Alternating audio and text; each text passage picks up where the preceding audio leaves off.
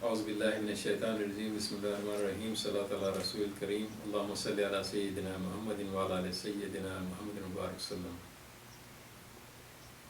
آپ کو مبارکباد ہے کہ آپ نے حج کی نیت کی ہے، اللہ تعالیٰ اس کو حج مبرور بنائے، حج کو آپ کے قبول فرمائے۔ یہ میری سعادت مندی ہے کہ میں نے بھی حج کیا ہے اور میں کنسلٹنٹ کنگ ہاسپٹل جدہ میں حج کے دوران کام کیا ہوں، اور اللہ تعالیٰ مجھے شرف دیا ہے 2-3 دفعہ میں نے حج کیا ہے اور بے شمار دفعہ عمرہ بھی کیا ہوں۔ تو میں چاہ رہا ہوں کہ ایک چھوٹی سی مختصر سی یادداشت آپ کو دے دیں کہ سفر سے پہلے، اس مقدس سفر سے پہلے کیا کرنا چاہیے، سفر کے دوران کیا کرنا چاہیے، اور جب آپ ارکان حج ادا کر رہے ہیں تو اس وقت آپ کو کیا کرنا چاہیے۔ جانے سے پہلے آپ دیکھ لیجئے کہ آپ اپنے پرائمری کیئر ڈاکٹر سے ملاقات کر لیں اور ان سے بتا دیں کہ آپ کے مسئلے کیا ہیں، اور جو بھی میڈیکیشنز ہیں ان کے بارے میں لکھ لیجئے، اپنے کتنا ڈوز ہے آپ کا، کیا لیتے ہیں، آپ کو ڈائبٹیز، ہائپر ٹینشن، جو بھی آپ کو مسئلے ہیں اس کے بارے میں ڈیٹیل معلومات لے کر جائیے۔ اور اس کے ساتھ اگر آپ میڈیکل آئی ڈی بھی رکھ سکتے ہیں تو وہ بھی آئی ڈی رکھنا ضروری ہے، اس لیے کہ اگر آپ کے پاس اسٹنٹ ہیں یا کوئی ایسی چیز ہو تو آپ کو میڈیکل آئی ڈی رکھنا ضروری رہے گا۔ اگر آپ چاہیں تو بریسلیٹ بھی لگا سکتے ہیں تاکہ آپ کو معلوم ہو کہ آپ کو سیجر ڈیز آرڈر ہے یا پھر کوئی اور بیماری ہے جو وہاں پر آپ کو پہچاننے میں آسانی ہو جائے گی۔ اور آپ نے شوز بھی آپ کمفرٹیبل شوز پہن لیجئے تاکہ آپ کو کوئی تکلیف نہ ہو۔ ایک فرسٹ ایڈ کٹ جو ہے بہت ضروری ہے، میں جو آپ کو سمجھانا چاہ رہا ہوں کہ فرسٹ ایڈ کٹ میں کیا ہونا چاہیے، ان کیس آپ کو ضرورت پڑے یا کسی اور کو ضرورت پڑے آپ ان کی مدد کر سکتے ہیں۔ تو واٹر باٹل رکھیے، فین بھی رکھ لیجئے، سن برن لوشن بھی ہونا چاہیے، پلس آکسی میٹر رکھیں، بلڈ پریشر مانیٹر بھی رکھیں، گلوکوز مانیٹر بھی رکھیں اور تھرمامیٹر بھی رکھ لیں۔ بینڈیڈس کو رکھنا بھی ضروری ہے کہ آپ کو کٹس ہو جائیں یا بلسٹر ہو جائیں۔ تو اینٹی سیپٹک آئنٹمنٹ جیسے بیسیٹریسن ہو، میوپیروسن ہو، کچھ بھی ہو تاکہ آپ کو انفیکشن سے آپ بچ سکیں۔ آئبوپروفن ہیڈ ایک کے لیے رکھیے، سر درد کے لیے ہو یا بخار کے لیے آئبوپروفن ہونا ضروری ہے۔ اینٹی ہسٹامین اگر آپ کو ریش ہو جائے، کھجلی لگ جائے یا کوئی ایسی چیز ہو جائے تو آپ کو ضروری ہے کہ آپ جو اینٹی ہسٹامین لائک ڈائفین ہائڈرامین بیناڈرل ساتھ رکھنا ضروری ہوگا۔ اینٹی بایوٹکس میں اس کی بہت ہی ضرورت سمجھتا ہوں کہ اینٹی بایوٹکس رکھیں آپ اپنے ساتھ، سپروفلاکسسین ہو، ایزیترومائسن ہو، اس سے آپ کو جو ہے بہت فائدہ ہوگا۔ نہ صرف آپ کو بھی فائدہ ہونے کی امید ہے کہ آپ دوسروں کی بھی مدد کر سکتے ہیں۔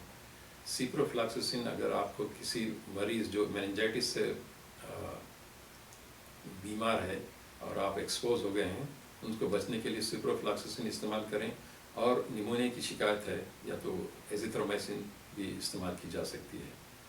اور ڈائریا کے لیے اسٹاپ کرنے کے لیے میڈیسن رکھیے تاکہ آپ کو ڈی ہائیڈریشن سے بچ سکیں۔ ہینڈ سینیٹائزر ہمیشہ استعمال کرتے رہیں، اور ہمیشہ آپ کو یہ بات میں بار بار یہ کہنا ضروری سمجھتا ہوں کہ آپ ایمرجنسی نمبر بھی ساتھ رکھ لیں۔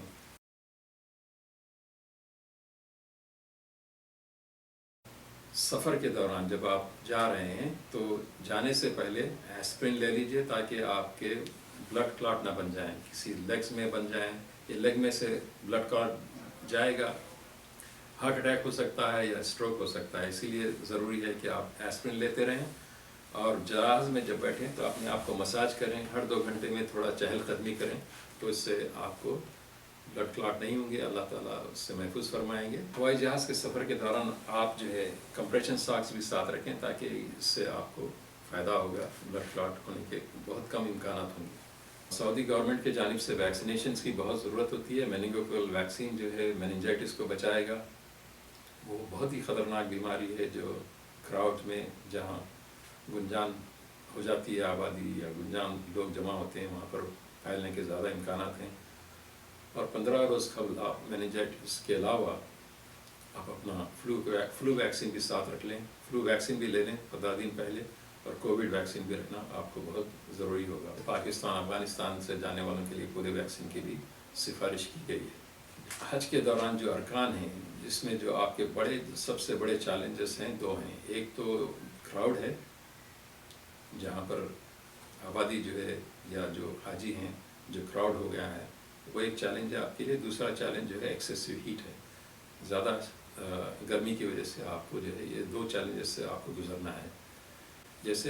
جیسے ہیٹ ریلیٹڈ النس کہتے ہیں ہم, جیسے اس میں ہیٹ اسٹروک بھی ہے, سن برن سے شروع ہوتا ہے, ہیٹ اسٹروک ہوتا ہے, پھر ہیٹ ایگزاسشن ہے. یہ ساری چیزیں ایک ایک کر کے آپ کو بچانا ہے, آپ کو بچنا ہے. اس لیے کہ اس میں جو ہوتا ہے اصل جو معاملہ ہے سن ایکسپوجر جو میکسیمم ہوتا ہے, زیادہ سے زیادہ جو سن ایکسپوجر ہوگا آپ کو طواف میں ہوگا اور عرفات میں ہوگا, جہاں پر آپ کو سورج کی روشنی ڈائریکٹ حملہ کرے گی. اس لیے کہ عرفات میں کھلا میدان ہے, وہاں پر ظہر اور عصر کی جماعت ساتھ ہوتی ہے, وہاں پر ایکسپوز ہونے کی زیادہ ضرورت یعنی چانسز ہیں. اور یہی معاملہ صحیح کے درمیان, صفا اور مروا دونوں پہاڑوں کے درمیان جب لوگ جاتے ہیں تو جب بھی آپ کو ڈی ہائیڈریشن اور ہیٹ سے مسئلے ہو سکتے ہیں. تو اس کی علامات اس طرح ہیں کہ ہیڈ ایک ہوگا, سر میں درد ہوگا, چکر آئے گا, آپ کی جلد پر سرخ ہو جائے گی, آپ بہت ہی اپنے آپ کو تھکاوٹ محسوس کریں گے, اور دوسرے مسل کریمپس ہوں گے, اور آپ کو سانس لینے میں بھی تکلیف ہو سکتی ہے. تو ایسے دوائیں جو ڈائیوریٹک کہلاتے ہیں, واٹر پلس ہیں, جیسے ہائیڈروکلورتھیازائڈ ہے یا کلورتھیاریڈون ہے, اس سے جو بلڈ پریشر کے لیے استعمال کرتے ہیں, اس سے ڈی ہائیڈریشن ہونے کے بہت سارے امکانات ہیں. اگر اس کو آپ جو ہے یہ جو ہیٹ سے جو ریلیٹڈ جو مسئلے ہیں تو اس کو آپ اوائڈ کرنے کے لیے, اس سے بچنے کے لیے پانی کا زیادہ سے زیادہ استعمال کریں, اور شوگری ڈرنکس مت پی لیجئے, اور ہمیشہ شیڈڈ ایریا میں رہیے, ٹینٹس میں رہیے, اور سن اسکرین بھی لگائیے اپنے آپ کو, اور جب بھی ہو سکے اسپرے فین مسٹ سے استعمال کرتے رہیں. اور آپ کو آرام بھی کرنا بہت ضروری رہے گا, اور آپ ہمیشہ جہاں بھی وقت ملے شاور لے لیجئے. نہانے کے لیے بغیر خوشبو والا صابن آسانی سے استعمال ہو سکتا ہے, اور آپ کو یہ سب